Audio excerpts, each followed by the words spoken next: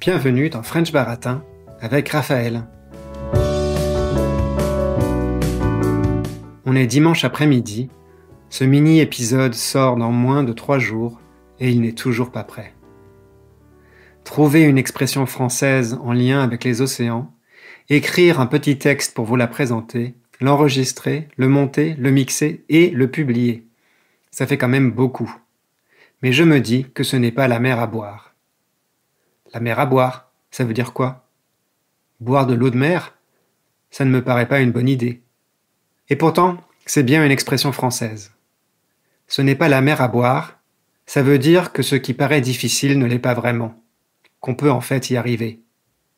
Pour revenir au thème de notre épisode principal, on peut par exemple dire « ramasser ses déchets quand on va à la plage, ça n'est pas la mer à boire ».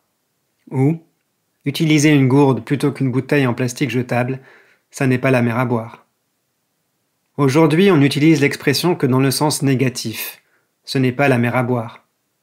Mais au XVIIe siècle, l'auteur français Jean de La Fontaine l'utilise sans la négation. Il raconte l'histoire de 2 chiens qui aperçoivent un âne mort flottant sur une grande étendue d'eau. Les 2 chiens décident alors de boire toute l'eau pour ne pas avoir à nager jusqu'à l'âne.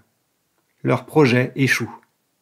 Ils meurent d'avoir trop bu avant d'avoir fait baisser le niveau de l'eau. Pour Jean de La Fontaine, la morale de l'histoire, c'est qu'il ne faut pas se fixer d'objectifs irréalistes dans la vie. Il conclut sa fable en donnant un exemple. Si j'apprenais l'hébreu, les sciences, l'histoire, tout cela c'est la mer à boire. Et c'est vrai qu'à son époque, apprendre autant de choses était sans doute plus difficile. Mais aujourd'hui, grâce à French Baratin, apprendre le français, ce n'est plus la mer à boire. À bientôt dans French Baratin.